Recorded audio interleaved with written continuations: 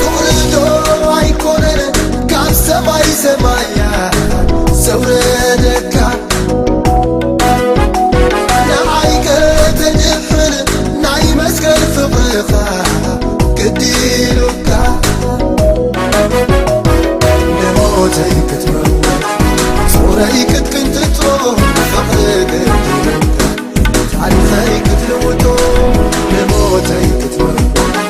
صوري كنت تروح فقرك كديلوكا تعرفي كتلوتو فقريخا فقري كابز بينو خان العلي فقريخا مسخا يلا سمسن آخا اوكي مصنعات مصحف قدوسنا كاب لوقاس 23 كاب حدك ساعه 25 بستخال نمطن دما بب حدا خريኦም كفتني ويتا دما خرداني يسوس ጎይታይ እንታይ ይብል እቶም እተአከቡ ሁላቶም ተንሲኦም ናብ ጲላጦስ ወሰድዎ ንሳቶም ከዚ ንህዝብና ከስሕቶም ንቀይሳር ግብሪ ከይግብሩ ከዓ ክኽልክሎም ርእሱ ክርስቶስ ንጉሴ ኢሉውን ክዛረቦም ኮሎ ረኺብናዮ ኢሎም ክኸስዎ ጀመሩ ጲላጦስ ከዓ ንስኻዶ ንጉስ አይሁዲኻ ኢሉ ሓተቶ ንሱ ድማ ንስኻ እኳ ትብል ኣለኻ ኢሉ መለሰሉ ብለና አንቶ ኢዮባ ድሕሪት ምልስ ኢሉ እቶም ተአከቡ በዓልምን ከም ዝኾነ አንቢቡልና ነይሩ እንድህራ አስተቢልኩምሉ እቶም ተአከቡ ሁላቶም ኢሉዎም ዘሎ ነይኖትዩ ንሁሎም ነቶም አበይቲ ህዝቢ ሊቃውንቲ ካህናት ጸሐፍትን ንፈሪሳውያንን ንብዘሎት ዋዕላ ዝውክል እቶም ተአከቡ ዝብል ቃል ማለት ወላ ማርቆስ 15 ሓደ ከይድና ክንንብብ ኮለና ነዚዮም ክጣቅሶም ጸናሕኩ ይዝርዝሮም እዩ ምስ ወገህ ብኡብኡ ሊቃውንቲ ካህናትን አበይትን ጸሐፍትን ብዘሎት ዋዕላን ምኽሪ መኸሩ ንኢየሱስ አሲሮም ወሰድዎ አህሊፎም ከአን ጲላጦስ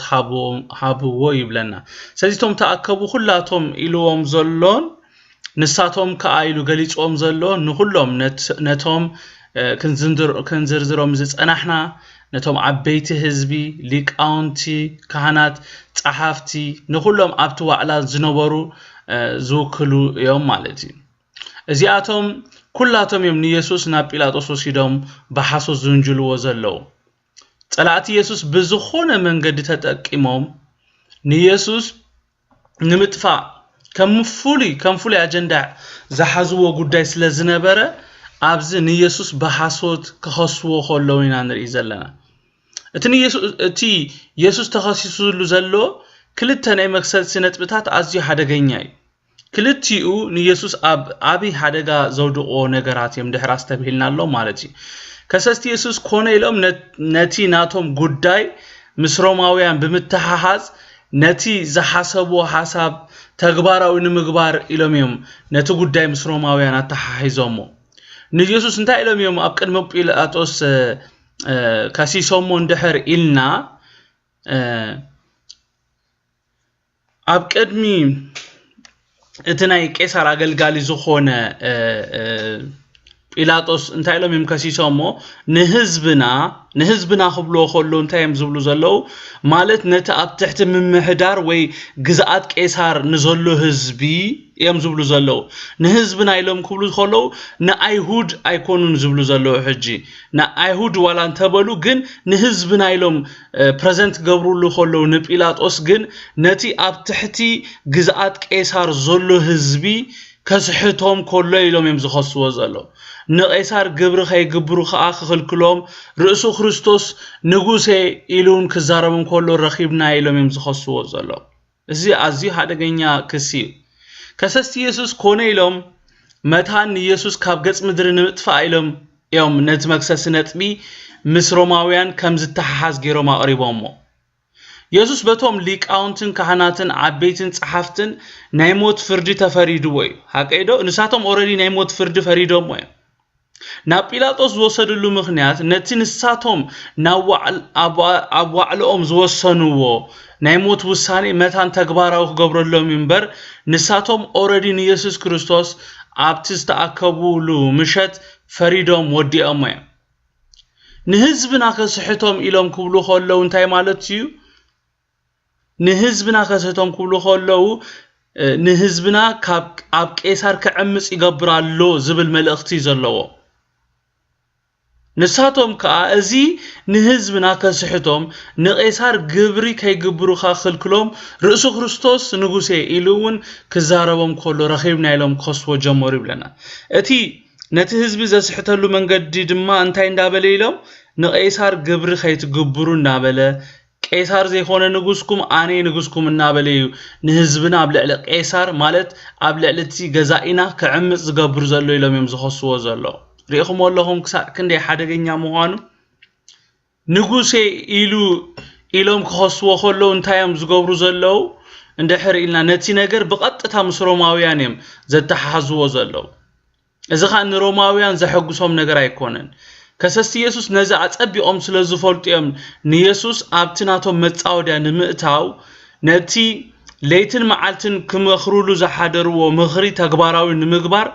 ነቲ ኢየሱስ ዘይበሎን ዘይገበሮን ነገር ምሒዞም ኣብ ቅድሚ ሮማውያን ኣቕሪቦሞ ማለት እዩ ኢየሱስ ነቶም ብተንኮል መጽኦም ንቄሳር ግብሪ ምኽፋል ግቡእ ድዩ ኣይኮነ ኢሎም ንዝሓተትዎ ሰባት ክምልሰሎም ከሎ ንጹር ብዝኾነ መንገዲ መሊሱሎም ነይሩ አንቶ ኢዮባ ጠቕሶ ነይሩ ማቴዎስ 22 ካብ 17 ክሳብ 22 ከይና ክንንብብ ከለና እንታይ ይብለና እንታይ መስለካ ንቄሳር ግብሪ መሃብሲ ተፈቂዱ ድዩ ወይስ ኣይፋሉን እስኪ ንገረና ኢየሱስ ክፍኣቶም ፈሊጥ ይብለና ኣቱም ግቡዛት ስለምንታይ ትፍቱንኒ ኣለኹም እቲ ወርቂ ግብሪ ኣርኢን ይበሎም ንሳቶም ካ ዲናር ኣምጽሉ ንሱ ድማ እዚ መልክዑን ጽሕፈቱን ናይ መን ይበሎም ንሳቶም ካ ናይ ቄሳር በሎ ሽዑ ንሱ እምበኣር ናይ ቄሳር ንቄሳር ናይ ኣምላኽውን ንኣምላኽ ሃቡ በሎም እዚ ምሰምዑ ተገረሙ ሓዲጎሞ ድማ ሓለፉ ይብለና ዘገርም ነገር እዩ ብርግጽ ኢየሱስ ብዙሓት ሰዓብቲ ነይሮሞ ከምኡ ኣነ ክርስቶስ ኢሉ ንሮማውያን ናይ ምቅዋም ወይ ድማ ዝቃወም ፖለቲካዊ ምንቅስቃስ ወይ ወተሃደራት ግን ኣይነበሮን ፈጺሙ ንቄሳር ግብሪ ኣይተገብሩን ኣይበለን ከም ዝኽነብዎ ጸናሕና ማለት እዩ ጎይታ ኢየሱስ በንጻሩ ነቲ ናይ ቄሳር ንቄሳር ነቲ ናይ እግዚአብሔር ድማ ንእግዚአብሔር ሃቡ ኢሉ ብዙኾነ ከሰስቲ ኢየሱስ ነቲ ዝሓሰብዎ ናይ መቕታል መደብ ከሳኽኡ ዘየሎ ሓሶ ፈጢሮም ንኢየሱስ ኣብ ቅድሚ እቲ ጨካን ጲላጦስ ከስዎ ከለው ኢና ንርኢ ኣዝዩ ካብ ዝገርመኒ እንታይ እዩ ነዚ ቃል ናንበብኩ ብጣዕሚ ዝገረመኒ እንታይ እንድሕር ኢልኩም ንሲ ጲላጦስ ንቄሳር ግብሪ ከይትግብሩ ኢልካ ዲኻ ኣይበሎን ሕጂ ክግደሰሉ ዝግብኦ ነጥብስ ክልቲኡ ክግደሰሉ ይግባእ ነይሩ ብፍላይ ድማ እቲ ግብሪ ምክንያቱም ንሱን ካብቲ ደሞዝ ስለ ዝቕበል ማለት እዩ ከገብር ኢሉ ዝመጽ ኣብቲ ምድሪ ስለዚህ ጲላጦስ ፈጺሙ ንኢየሱስ ክርስቶስ ንቄሳር ግብሪ ከይትግብሩ ኢልካ ዲኻ ኣይበሎን ጲላጦስ ሓደ ሕቶ እዩ ንኢየሱስ ሓቲትዎ ጲላጦስ ንኢየሱስ ንስኻ ዶ ንጉስ ኣይሁዲኻ ኢሉ ጥራይ ኣቲትዎ ኢየሱስ ከዓ ንጉስ ሰማይን ምድርን ስለ ዝኾነ ንማንነቱ ክኽሕድ ስለ ዘይከኣሎ ንስኻ እኳ ትብል ኣለኻ ኢሉ ናይ እየ እወ መልሲ ክምልሰሎ ከሎ ንርኢ ማለት እዩ ጲላጦስ ናይ ኢየሱስ መልሲ ስለ ዘዕገቦ ኣብ ቅድሚቶም ከሰስቲ ኢየሱስ ሓንቲ በደል ከም ዘይረኸበሉ ካብ በደል ነፃ ምዃኑ ክምስክረሉ ንርኢ ማለት እዩ ክብርን ሽሙ ይኹን ኣሜን ጲላጦስ ድማ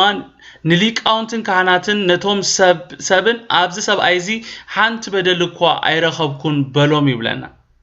ዋላ እኳ ድሒሩ የኣህሊፉ ንድሌታቶም ክህቦም እንተኾነ ጲላጦስ ክሳዕ መወዳእታ ብዛዕባ ኢየሱስ ዝምስክሮ ነገር ሓደን እዩ ንሱ ከዓ ኢየሱስ ካብ በደል ነፃ ምዃኑ እዩ ንሞት ዘፍርዶ ምንም ገበን ከም ዘይፈጸመን እዩ ጎይታ ኢየሱስ ዝመጻሉ እንደ ዕላማ ስለ ዝነበረ ዋላ እኳ ይግባይ ኢሉ ካብ ሞት ከምልጥ ዝኽእል እንተነበረ ብፍቓዱ ፍቓድ ኣቦ ንኽፍጸም ናብ ሞት ገጹ ክዝጉም ከሎ ንርኢ ማለት እዩ ካብ 5 ክሳብ 12 ከም ዝብል ንሳቶም ግና ካብ ገሊላ ሒዙ ክሳዕ ኣብዚ ኣብዘላ ይሁዳና ማሃረ ንህዝቢ የባዕዳሎ ኢሎም ወዓዩ ጲላጦስ ካ ገሊላ ክብሉ ምሰመዐ ገሊላዊ እንተኾይኑ ሓተተ ካብ ግዛኣት ሄሮድስ ምዃኑ ምስ ፈለጠ ድማ ናብ ሄሮድስ ሰደዶ ንሱን በታቅነትያ ኣብ ኢየሩሳሌም ነበረ ሄሮድስ ንኢየሱስ ምስራአዮ ብዛዕቡ ብዙሕ ነገር ስለዚ ሰምዐ ካብ ነዊሕ ግዜ ሒዙ ክሪኦ ይደሊ ነበረ ንሱ ዝገበሮ ተኣምራት ክርኢ ጽበይ ነበረሞ ኣዝዩ ተሓጎሰ ብናይ ብዙሕ ነገር ከኣ ሓተቶ ንሱ ግና ሓንቲ እኳ ይመለሰሉን ሊቃውንትን ካህናትን ጸሓፍትን ከኣ ደው ኢሎም ኣበርቲዖም ይኸስዎ ነበሩ ሄሮድስ ድማ ምስ ገላኡ ኮይኑ ኣቃለሉን ኣላገጸሉን ብርቕርቕ ዝብል ክዳን ከዲኑ ከኣ ናብ ጲላጦስ መሊሱ ሰደዶ ቀደም ጲላጦስን ሄሮድስን ጽልአ ነይሮምሲ በታ መዓልቲቲኣ መዓልቲ ፍቕሪ ኮይኑሎም ቫለንታይንስ ዴይ ኮይኑሎም ነው ዋላኳ ጲላጦስ ነቶም ባሓሶት ንኢየሱስ ከሲሶም ናብኡ ዘምጽዎ ሁላቶም ኢየሱስ በደለኛ ከም ዘይኮነን ተመስከረሎም እቶም ድሌት ልቦም ዘይሰመረሎም ጸላእቲ ኢየሱስ ግና መሊሶም ካልእ ክስታት ኩሱ ኾሎይና ንሪ እዚ እንታይ ዘሪኤና እንድሕሪልና እቲ ኣብ ልዕሊ ኢየሱስ ዘለዎም ጽልእሲ ክሳዕ ክንደይ ኣብ ከም ዝኾነ ኣበይ ሞ እዚ ኩሉ ውርደት ዝቕበል ዘሎ ምእንትኦም ከም ዝኾነ እንተዝፈልጡ ጽቡቕ ነይሩ ኣብ ትንቢት ኢሳይያስ 53:12 ከምዚ ይብለና ነፍሱ ንሞት ስለዝወፈያ ምስ በደለኛታት ስለ እተቆጽረ ስለዚ ግዲኡ ምስ ኣበይተ ከመቕለየ ምርኮውን ምስ ሓያላት ከመቕለየ ምስ በለ ግናኸ ሓጢያት ብዙሓት ጾረ ምእንቲ በደለኛታት ከኣለመነ ብለና ኢየሱስ እዚ ሁሉ መከራ ዝቕበል ዘሎ ምእንትኦም ከም ዝኾነ እንተዝፈልጡ ኢየሱስ ሓጢያቶም ይጸውር ከም ዘሎን ከምቲ ክነንብቦ ጸናሕና ምእንቲ በደለኛታት ከኣ ለመነ ዝብለና ምእንትኦም ኣብታ ሰዓት ይልምን ከም ዘሎ እንተዝፈልጡ ነይሮም ኣብዚ ነገር እዚ ኢዶም ኣይመእተውን ነይሮም ብጽልኢ ብኽፍኣት ልቦኖኦም ስለዝተደፍነ ግና ነቲ ናይ ክብሪ ጎይታ ሰዓን ምፍላጦም ንኽስቀል ላዕልን ታሕትን ክብሉ ከለዉ ንርኢ ማለት እዩ ሐዋርያ ጳውሎስ ኣብ ቀዳማይ ቆሮንጦስ 2:8 ከምዚሉ ካብ ገዛእቲ እዚ ዓለም እዚኣ ሓደ እኳ ነዚ ጥበብ እዚ ኣይፈለጦን ጽቡቕ ጌርኩም ስምዑኒ ቅዱሳኔ ካብ ገዛእቲ እዚ ዓለም እዚኣ ሓደ እኳ ነዚ ጥበብ እዚ ኣይፈለጦን እንተ ዝፈልጥዎስ ንጎይታ ክብሪ ኣይምሰቐልዎን ነይሮም ኣይገርመኩምን praise god እዚ እንታይ ማለት እዩ ትፈልጡ ዲኹም ካብ ገዛእቲ እዛ ዓለም እዚኣ ሓደ እኳ ነዚ ጥበብ እዚ ኣይፈለጦን እንተ ዝፈልጥዎስ ንጎይታ ክብሪ ኣይምሰቐልዎን ነይሮም ክብል ከሎ እንታይ ማለት እዩ ኢየሱስ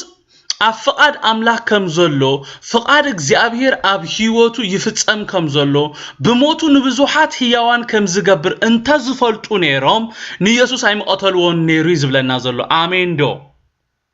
እቶም ገዛእቲ ዘዓለም ኢልዎም ዘሎ ነቶም ናይ ሽዑ መራሕቲ ማለት ኣይኮነን ገዛኢ ዘዓለም ዲያብሎስ እዩ ዲያብሎስ እዚ ምስጢር ፈሊጡ ተዝኸውን ነይሩሲ ንኢየሱስ ኣይምሰቐሎን ገዛእቲ ዘዓለም እዚ ኣይልዎም ዘሎም በኣር ንዲያብሎስን ንጭፍርኡን ማለት እዩ ኣብዚ እቲ ኣብ ህይወት ኢየሱስ ክፍጸምን ክኸውን ዘለዎ ነገር እዩ ዝኸውን ዘሎ ኩሎም እዞም አንጻር ኢየሱስ ደው ኢሎም ሞት ኢየሱስ ዘቀላጠፉ ዘለው ኩላቶም ካይፈለጡ ፍቃድ እግዚአብሔር ኣብ ኢየሱስ ክፍጸም ትንቢት ክፍጸም ቀንዲ ተዋሳእቲ ክኾኑ ከለው ኢና ኣብዚ ናይ ሎሚ መጽናዕትና ንርኢ ዘለና ካይተፈለጦም መጋበርያ እቲ ፍቃድ እግዚአብሔር እዮም ኮይኖም ጲላጦስ ነቲ ምንም በደል ዘይረኸበሉ ኢየሱስ ክፈርዶ ስለዘጸገሞ እቶም ከሰሱ ካብ ገሊላ ሒዙ ክሳዕ ኣብዚ ኣብ ዘላ ይሁዳ እናመሃረ ንህዝቢ የባዕዳሉ ዝብል ቃል ምሰመዐ ነዚ አጋጣሚ ተጠቂሙ ካብዚ ነገር ኢዱ ከውጽኽ ፍትን ኮሎ ኢና ንርኢ ጲላጦስ ከዓ ገሊላ ክብሉ ምሰመዐ ይብለና ቀልጢፉ ገሊላ ምስበሉ ምሰመዐ ገሊላውን ተኮይኑ ሓተተ ካብ ግዛት ሄሮድስ ምዃኑ ምስ ፈለጠ ድማ ናብ ሄሮድስ ሰደዶ ንሱን በታቀነቲ ኣብ ኢየሩሳሌም ነበረ ይብለና ናብ ሄሮድስ ሰደደሉ ቀንዲ ምኽንያት ከምታ ኣብ ላዕሊ ክንሪኦ ጸናሕና ኣብ ኢየሱስ ምንም በደል ስለ ዘይረኸበ ክፈርዶ ስለ ዝተጸገመ እዩ ናብ ሄሮድስ ሰዲድዎ ጲላጦስ ኣዚ ጨካን ከም ዝነበረ ይንገር እዩ እንተኾነ ንኢየሱስ ግን በቲ ዝሰምዖ ነገር ክፈርዶ ስለ ዘይደለየ ነቲ ፍርዲ ንሄሮድስ ኣሕሊፉ ክብ ኮሎ ኢና ንርኢ ጲላጦስ ንኢየሱስ ክፈርዶ ከም ዝኸበዶ በኸመይና ንፈልጥ እንድሕሪልና ጲላጦስ ምስ ሄሮዶስ ጽልእ ክነሱ ንኢየሱስ ናብ ሄሮዶስ ምስዳዱ ክሳዕ ክንደይ ካብዚ ነገር ክሞልቕ ከም ዝደለየ ዘርኤና ሓቀይዶ ቅዱሳን ብዝኾነ ሄሮዶስ ንኢየሱስ ምስራኣዮ ሓሳብ ልቡ ከም ዝሰመረሉ ሰብ ክሕጎስ ከሎ ኢና ንርኢ ሄሮዶስ ንኢየሱስ ምስራኣዮ ብዛዕባኡ ብዙሕ ነገር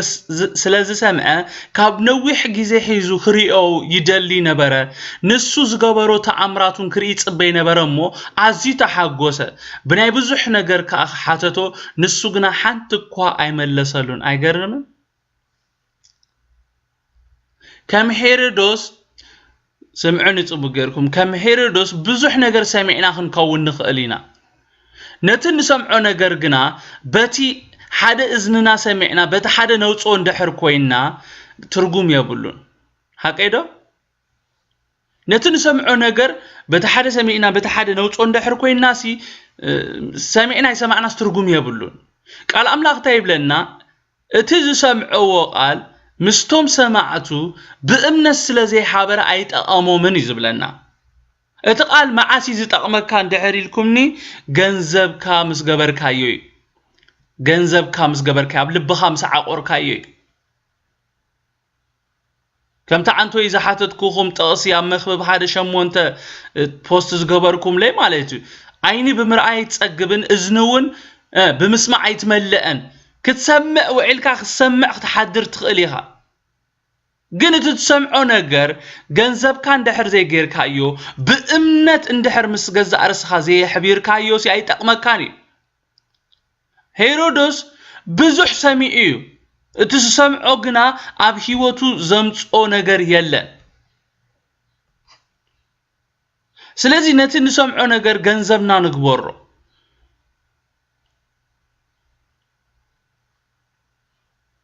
تنسمعو نجرسي جنزبنا نكبر تزي خوينو كنسمع وعلنا كنسمع انت حدرنا هيرودوسي بزعبا يسوس كريستوسي كم جمرتا نا اغلغلوت جميري سميع كسع يسوس كريستوس نام مسقل قرانيو كغواز كساب بيلاطوس زبصح زغبورو تأمرات انكل لا يسمعوا اذا كنا بامنت كمصوي كالن انسمعو ነገር ኣብ ህይወትና ለውጥ እንደህር ዘይምጽ ኮይኑሲ ምስማዕና እንታይ ትርጉም ኣለዎ ሎምን ሰማዕ ኣለና ኮፊልና ኣብዚ ቃል አምላኽ ክልቀቅ ኮሎ ንሰማዕ ኣለና ነዚ ንሰምዖ ቃል ምስ ገዛ ርእስና በእምነት ተዘይሕቢርናዮ እግዚአብሔር ከም ዝዛረበና ዘሎ ፈሊጥና كنملس اندحر لنا انت زي تمليسنا صحيتنا اندحر لنا منقدنا اندحر زينا معراري كوين ناسي تسمعنا يقال بلاشيو تبززت فانا يجيزيون كنتو هيرودوس نيسوس كاب نوح جيزي حيزو خريو يدلي كوانت نبرة نيسوس نتي يسوس قبرهم زنبرة تأمرات نيمر اي ادل اقات امواي نبر اي فلتني سلزي خاي بزي تتصبيه منقدي اتننوح زمن كريون زبهك زنبرة يسوس اب قدمي تتحيزو مسمصالو ازيس تحغوسه انتو خونا هيرودوس اتي نزمنا زمنيو زنبرة كريو دما زدلي زنبرة نجر كله دلي تراي كوينو تاريفو يسوس نتي تأمرات كمرئيت كرئي زدلي زنبرة هيرودوس نون تأمرات كرئيو زغرم نغريو كزاربون فقادنيا يكونه رغصنيا هيرودوس نيسوس كحاتو خلو كلهم كسستي نتي هيرودوس زحاتو زنبرن ملاش نا يسوسن كفيلوم يزبو نيرم يسوس ملاش زبحال كم زي حابوم اتوم كسستي يسوس مسرعيو نزا اغاطام زي دما خطقومو خلو نري ሊቃውንትን ካህናትን ጸሐፍትን ከአ ደውሎም አበርቲዖም ይኸስዎ ነበሩ ይብለና ርግጸኛ ሄሮዶስ እቲ ካብ ኢየሱስ ዝደለ ነገር ብዘይ ምርካቡ መስኡኻ ናይ ኢየሱስ ስቕታ ኣዝዩ ከም ዘቆጥዖ ሊቃውንት ካህናት ድማ ነዚ አጋጣሚ ክትቀመሉ ከም ዝፈተኑ አይጠራጠረኔ ምክንያቱም ሄሮዶስ ነቲ ዝደለ ነገር ብዘይ ምርካቡስ قدم زمانات صبيو زنبره ننوح غزي حرر زبلو زنبره تمني زي مركابوس يحغوسو الى يحسبني سلازيهم كابرتيعم كخسو خلو نري مالتي كابز خفلي انتي خاتماهيركا اندحر إلكم ني قدسان اب هيوت نفسو كفنا فقاد እግዚአብሔር ጥራይ ከም ዝፍጸም የአብዝ ተማሄር አሜን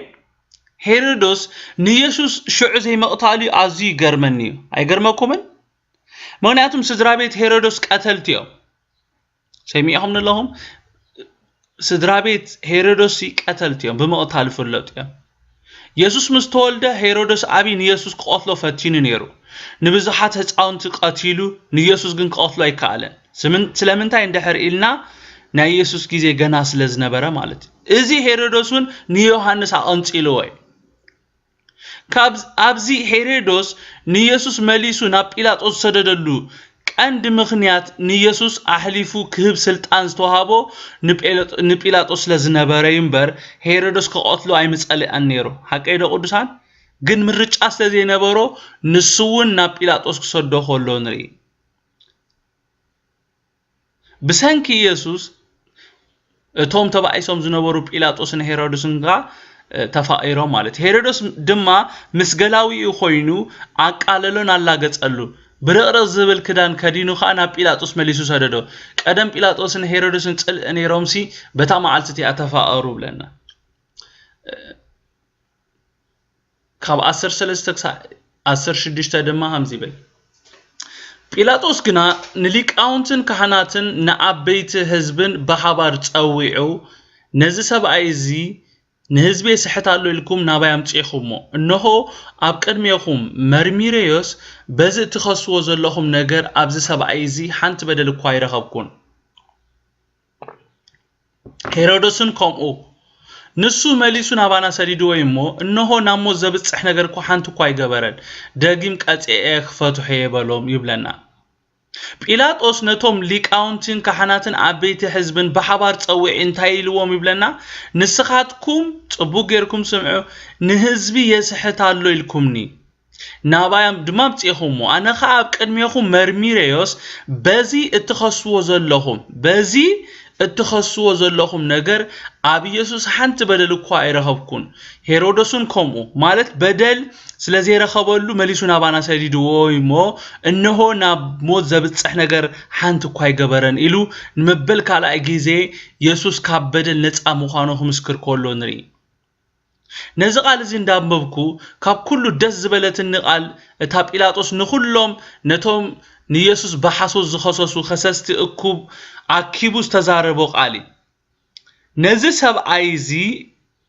ንህዝቢ የስሕታሉ ኢልኩም ናባይ አምጪኹሞ ኢልዎ እነሆ ኣብ ቅድሜኹም መርሚሬዮስ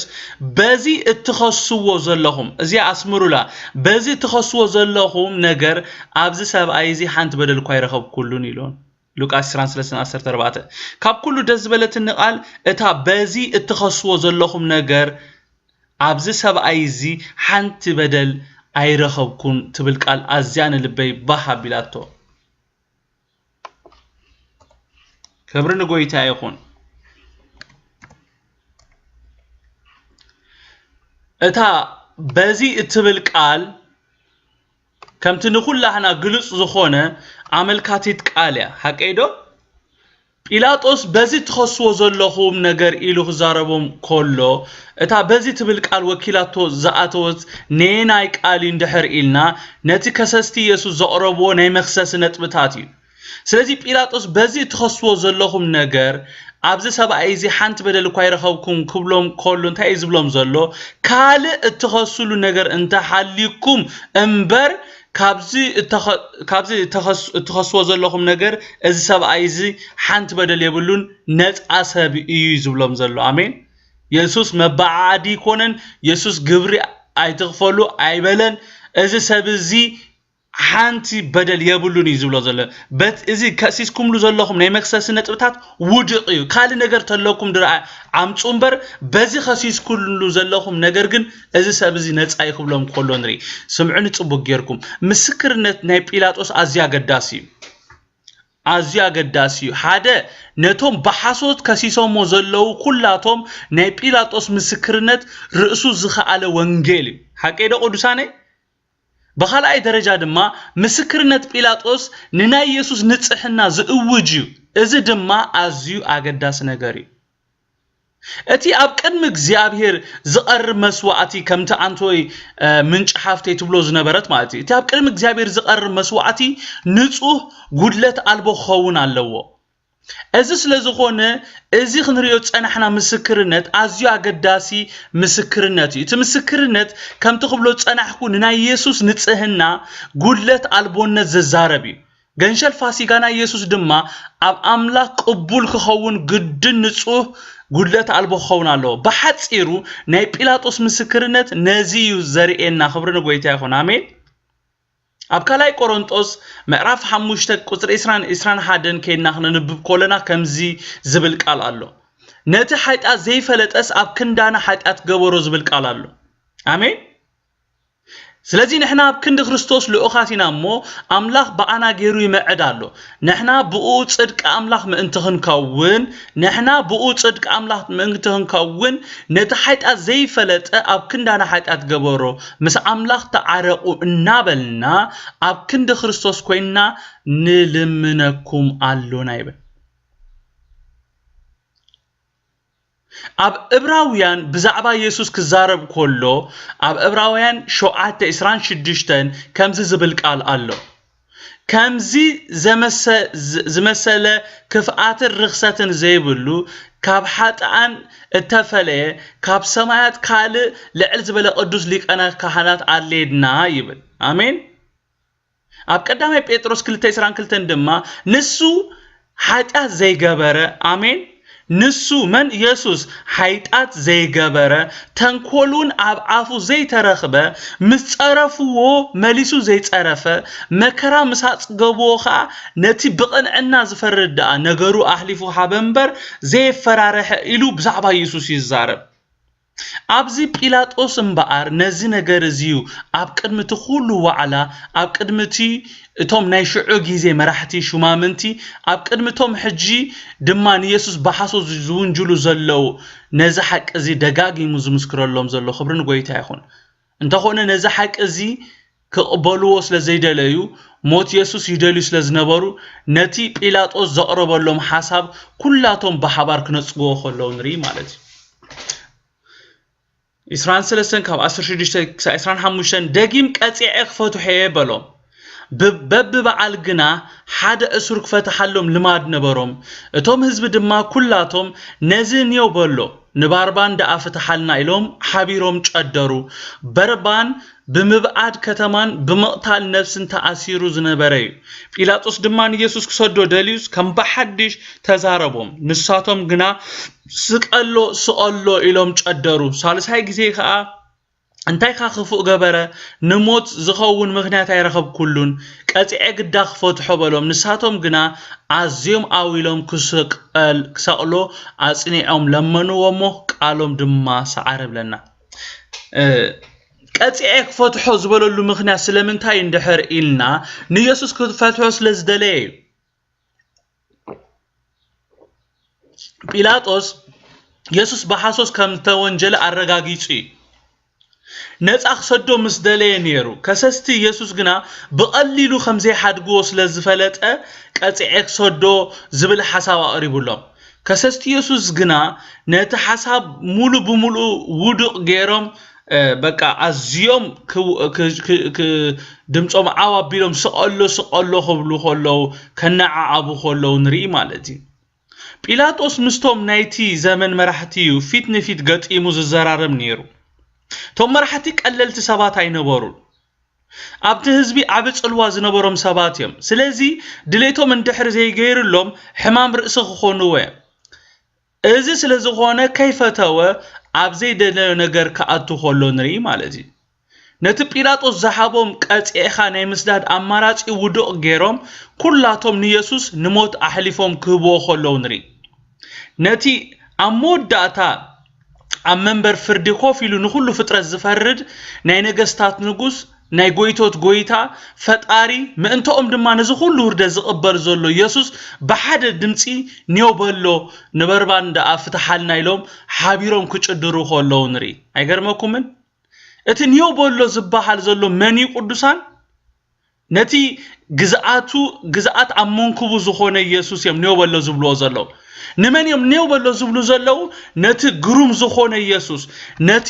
መካር ዝኾነ ኢየሱስ ነቲ ብርቱ አምላኽ ኣቦ ዘለዓለም ዝኾነ ኢየሱስ ነቲ መስፍን ሰላም ዝኾነ ኢየሱስ ነቲ ናይ ዓለም መድኃኒ ዝኾነ ኢየሱስ ነቲ አልፋን ኦሜጋን ዝኾነ ኢየሱስ እዮም ሰዓን ፍልጠቶም ኒው በሎ ኢሎሞ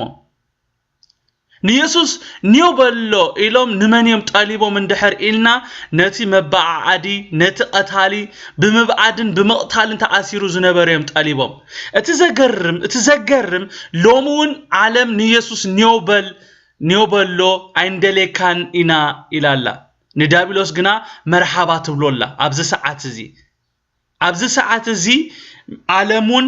ንኢየሱስ ኒው በል እንዳበለት ንዳቢሎስን ነቲ ጭፍሩን ግና ዌልካም ትብሎላ ኣብዚ ከይተዛረብ ኩሉ ከሓልፎ ዘይደልዩ ነጥቢ እንታይ እዩ ንኢየሱስ ኣይንደሌካኒና ክንብሎ ኾለና ስምዑኒ ጽቡቅ ጌርኩም ንኢየሱስ ኣይንደሌካን ክንብሎ ኾለና ንኢየሱስ ዝነጸግናሉ ሰዓት ብቕጽበት ንዳቢሎስ ኢና ንቕበሎ ሰሚዕኹም ኣለኹም when we reject Christ we accept Dabilos. ንኢየሱስ ክርስቶስ ክነጽግ ኮለና ብኡብኡ እንታይና ንገብሮ ንዳቢሎስ ዌልካም ኢና ንብሎ ምክንያቱም ኣብዛ ምድሪ ክልተ መንግስቲ ዝገዛ ናይ ኢየሱስ መንግስትን እታ ብዳቢሎስ ትምራሕ መንግስትን እንድሕር ኣብታ መንግስት አምላኽ ዘየለና ፈቲና ዘይኮነስ በፍቃድና ዘይኮነስ ከይፈተና ብዘይ ፍቃድና ኣብቲ ብዳቢሎስ ትምራሕ መንግስቲ ኢና ንኣቱ سمعوني صبوك غيركم نام منغست املاح بفقاد كان بمرچخان نتي ابو بودو زلا اخل كان ادمو رقات بمقبالن ايخانا منغست املاح تاعتو بفقاد نام منغست املاح بفقاد بمرچاي زئتو ام منغست صلمات غنا ازيم وحدات مس دابيلوس تفراريموم زعاتو وخونو خلو اتوم زبزحو ابالات غنا بزي فلطت ام منغست صلمات كم زلو كيفلطو ود محبرو زخونيم سمعكم اللهكم غليوم بعلاتهم فريموم يم نابزا منغست زعاتو نابزا ناي صلمات منغستي غليوم غن كيفربو خلو automatically اتواتيم اب تحت مدمحدارو يمزلو يفلطو ايفلطو بزيغدس اب تحت غزات صلمات يمزلو اب تحت مهدار ديابيلوس يمزلو ازوم حجين يسوس نيو بلو سؤالو زبلو زلو كو ايهوديم حقيدو اتوم يسوس كسقل احلفوم نحزاب زحابو كو اتوم ني هايمانوت مراحتيم سمعني سبالو دو نتي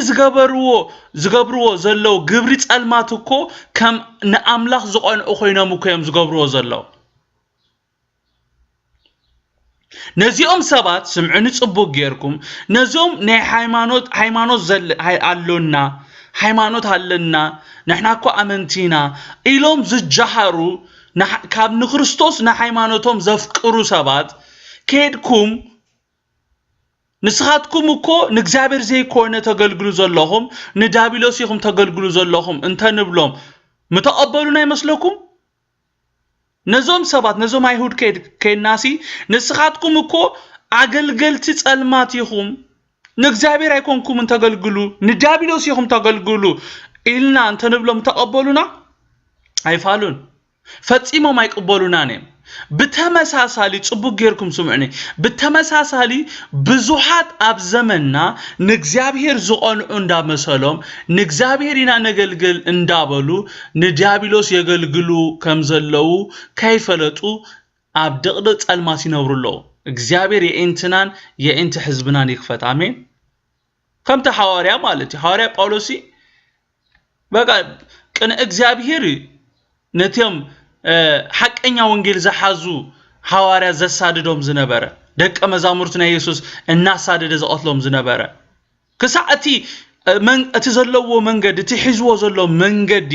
ጌጋ ምዃኑ ባዕሉ ጎይታ ዝግለጸሉሲ ኣብቲ ጸልማት በትናይ ጸልማት አሰራርሃ ይኸይን ነይሩ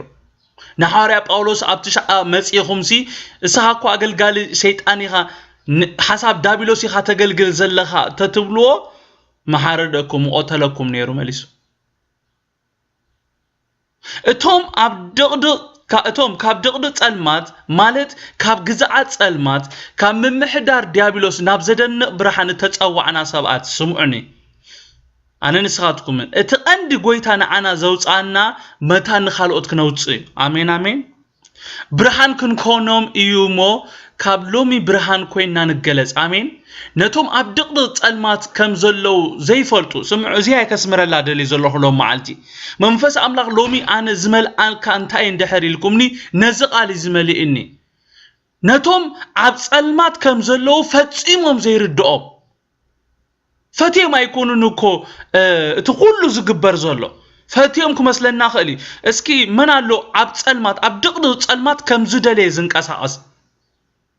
اب صلمات انتي تريو ነገር አለካ زتتصوعنا له አይንረስ ንስኻትኩም ካብ ድቅድቅ ጸልማት ናብ ዘደንቅ ብርሃኑ ዝተጸዋዕኹም ይዝብለና ስለዚህ ነህና ብርሃን ስለዝበርሃልና ጥራይና ካብቲ ጸልማት ወፂና እምበር ነህናውን ካብ ኦም ዝገደድና ሰባቲና ነርና ስለዚህ ካብ ሎሚ ምፍራድ ክንገድፎይና ስለዚህ ካብ ሎሚ ጃጅመንታል ምዃን ክንገድፎይና ክንድንግጸሎም ክንጅምሪና አሜን ዶ كمنا يسوع كريستوس زدنقص اللهم زنبرة نحناون بدنقاص نهزبنا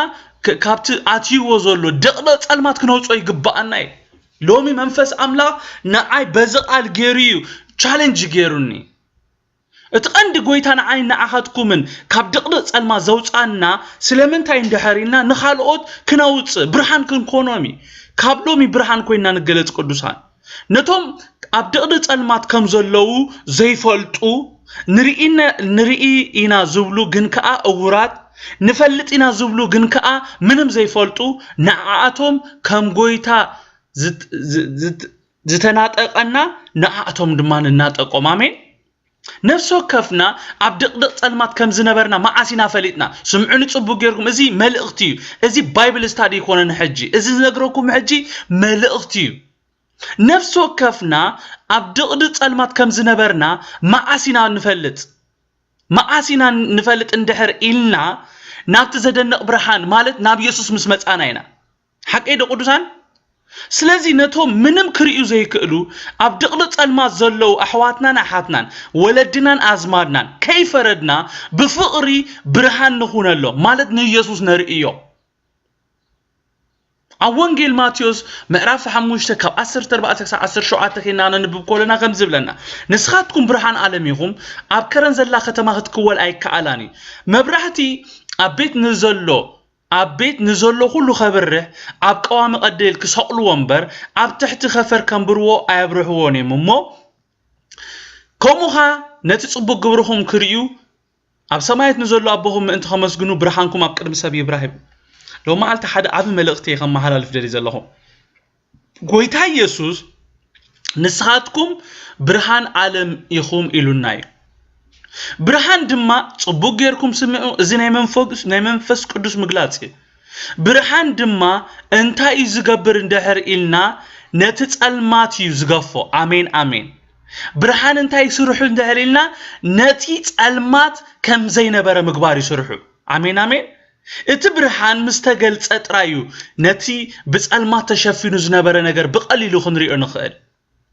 كمتي تبرهان نتي بصلمات تشفنه تحابيو زصنح ነገር زغلصو نحنا دما نتوم اب زوريانا زلو ناي برهان اگلگلوت كنهبوم اينا تصوينا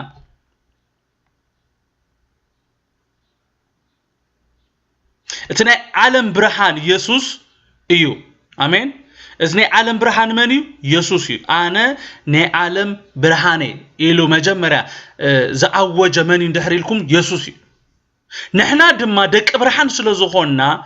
اتو انكو منغدي سبات كابتي زلو دقدق صلمات كوصولو زخلو معاسي اندحر إلنا نتي ابانا زلو برهان سمعوني صبو غيركم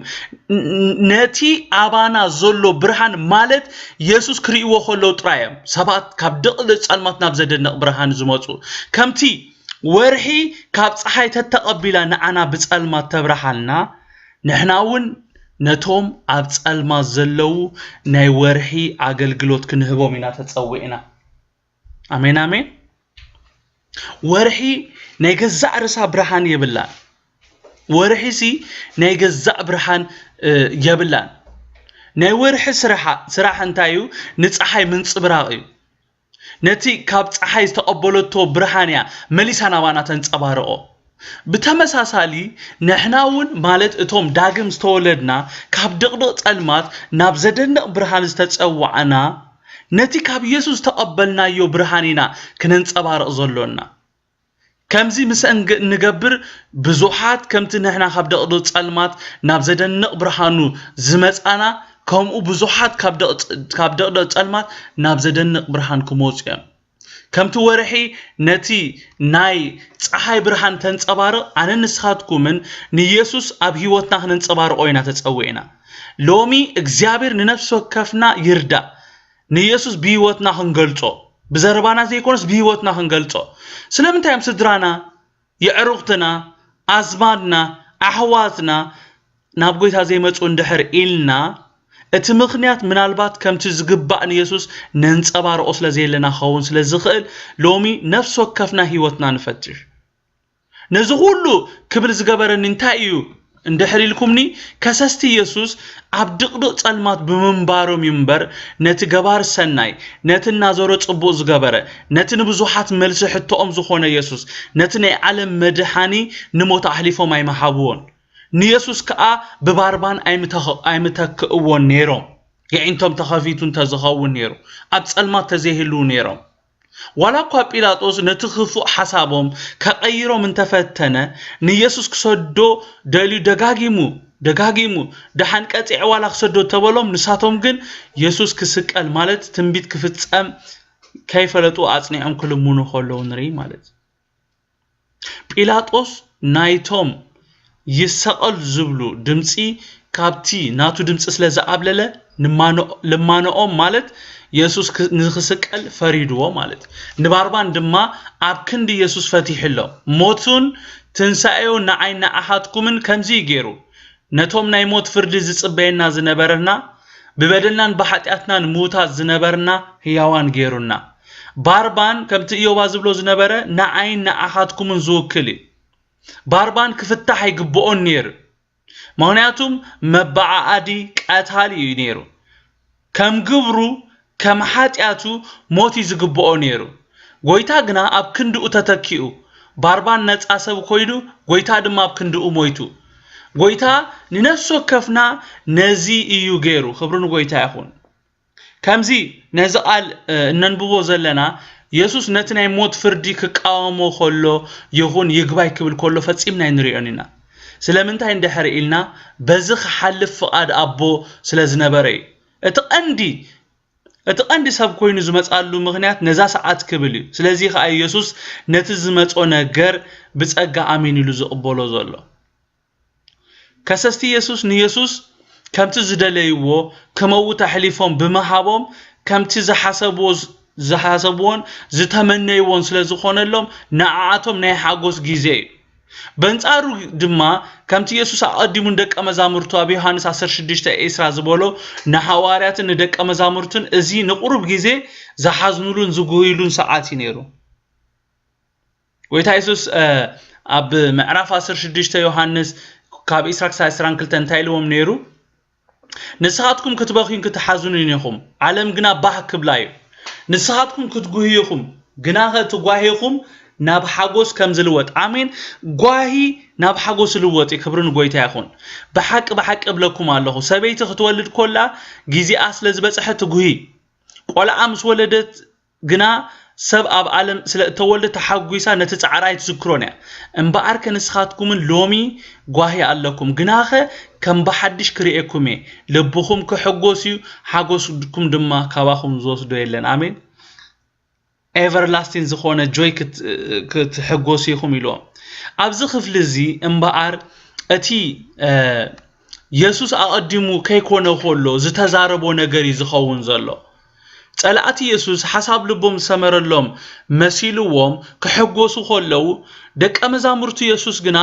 በቲ ኣብ ልዕሊ ኢየሱስ ዝፍጸም ዘሎ ሁሉ زحزنلو ساعات نيرو እቲ ዘሐጉስ ግና እቶም ንኢየሱስ ክስቀል አሕሊፎም ዘሃብዎ ንኢየሱስ ተመሊሶም አይክሪእዎን እዮም ቶም ሰቀሉ አይክሪእዎን እዮም እቶም ናቱ ዝኾኑ ግና ተመሊሶም ክሪእዎም ጓሂኦም ናብ ሓጎስ ክልወጥ ይኽብርን ጎይታ ይኹን አሜን ካብዚ እንታይና ንመሃር መሲልኩም ካብዚ እንታይ ተማሄርካ እንድሕሪልኩምኒ ከምቲ ኣብ ህይወት ኢየሱስ ኩሉ ፍቃድ አቦ ዝፍጸም ኣብ ህይወተዩ ልክ ኸም ዝኾነ ተረድየ بتحدى شنخ سمعني تصبوا غيركم زي important ነገር يكنغركم بتحدى شنخ صلاعي زسلطو خمسلو يخئلي اب هيوتنا ببزح ነገር كنحلف كلنا صلاعي زتعوته خمسلو خئلي كمز حجي اب هيوت يسوس نريو زلونا مالتي امين يبا يسع انا بتعم دس يلوني يسوس بجا كل عالم كموت كم زمص سعن مفلاطوم يوم بحغوز زلو فقاد እግዚአብሔር አብ ህይወቱ ተፈጸም ከምዘላን ተዝፈልጡ فقاد እግዚአብሔር አብ ህይወት ነፍስ ወከፍና ክፍጸም ዘይደሊ ጸላኢ فقاد እግዚአብሔር አብ ህይወትና ክፍጸም አይመፈቀደን ነይሩ ናይ فقاد እግዚአብሔር አብ ህይወትና ክፍጸም ተሐባባሪው ናይ መኾነን ነይሩ ዲያብሎስ ግን ፍልጠቱ ውሱን ስለዝኾነ ስምዑኒ حنساب يوبا زبلو ነገር አለው ዳቢሎስ ጸላ እግዚአብሔር ምር መሰታ እግዚአብሔር አይኮነን ይብል ሓደ ነገር ኩስኸልኩም አነ ድማ ዳቢሎስ ፍልጠቱ ውሱኒ ከም እግዚአብሔር ኩሉ ዝፈልጥ ገርኩም አይትውሰድዎ ዳቢሎስ እግዚአብሔር አይኮነን ኩሉ ዝፈልጥ አይኮነን ፍልጠቱ ውሱኒ ዝፈልጦ ነገር ዝተገልጸ ነገር ጥራይ ዝሰምዖ ነገር ጥራይ አዚው ውሱኒ ዝፈልጦ ነገር ከም እግዚአብሔር ገርና ይነቁጸሮ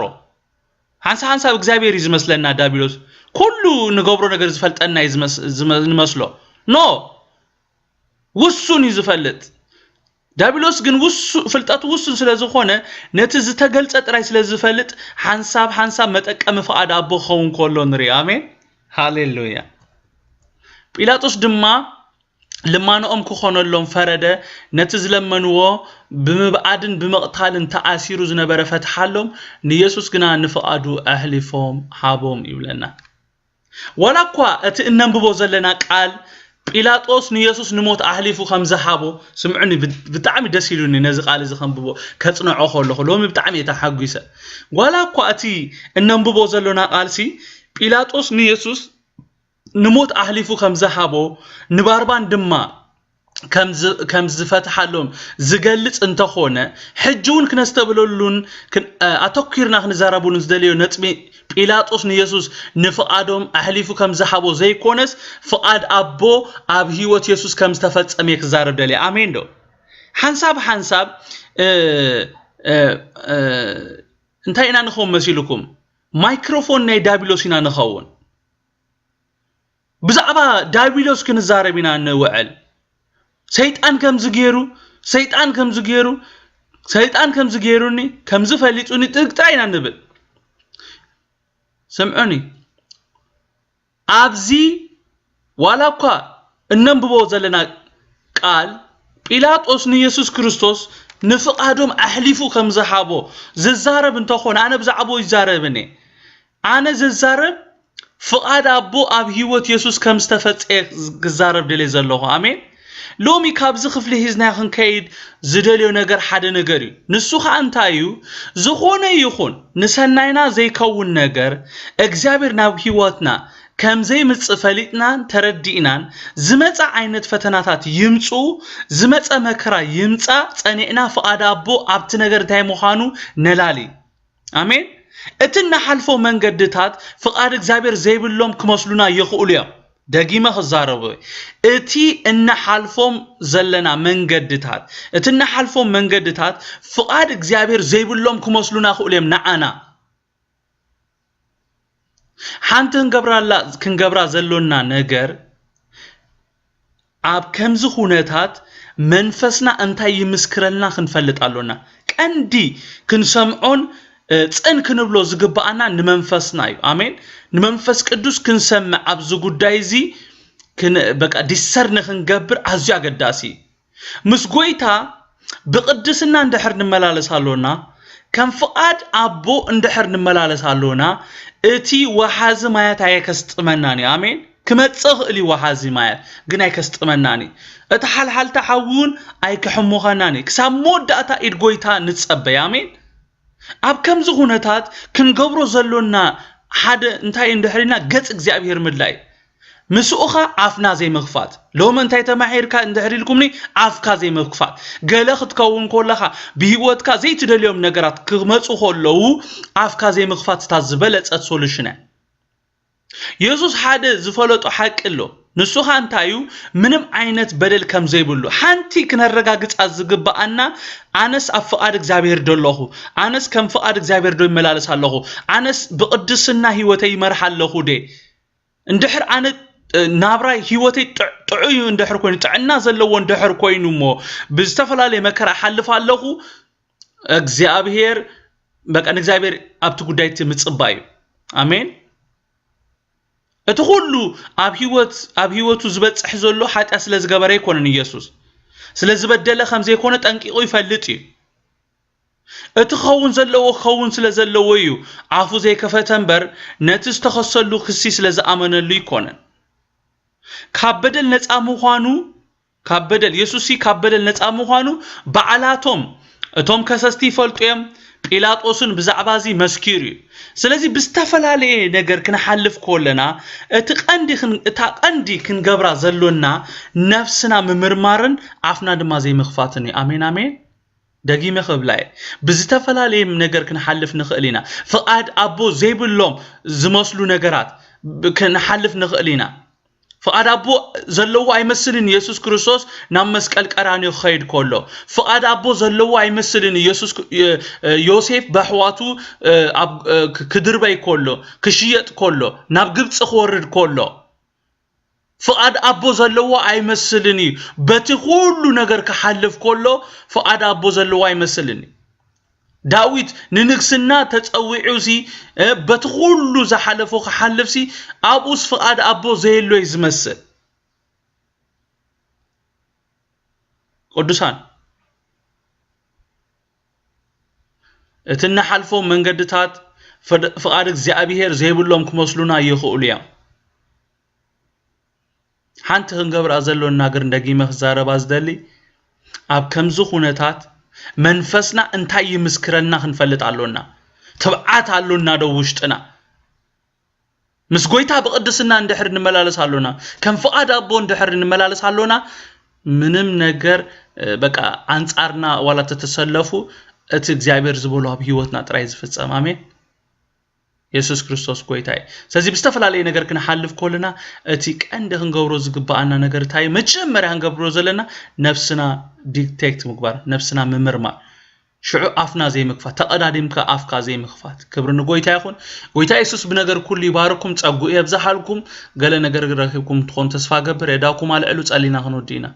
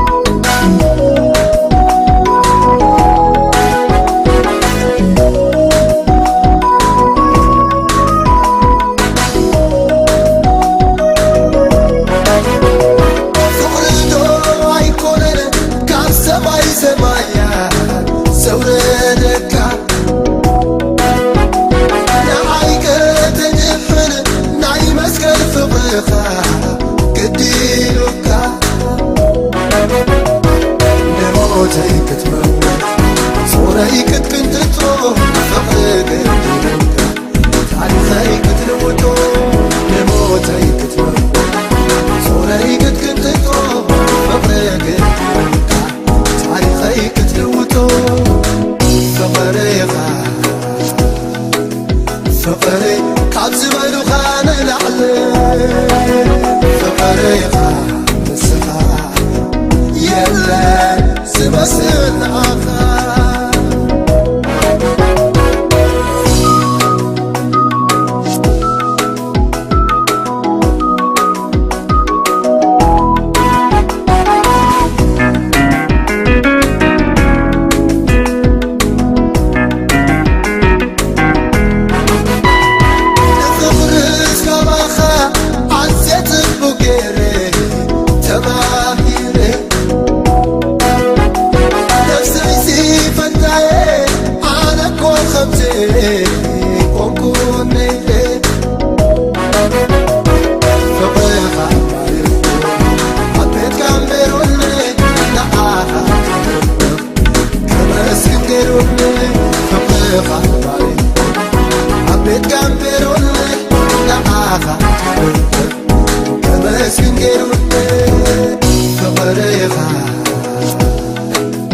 فقري كعب زبالو خان العلي فقري مسخا يلا سمسن آخر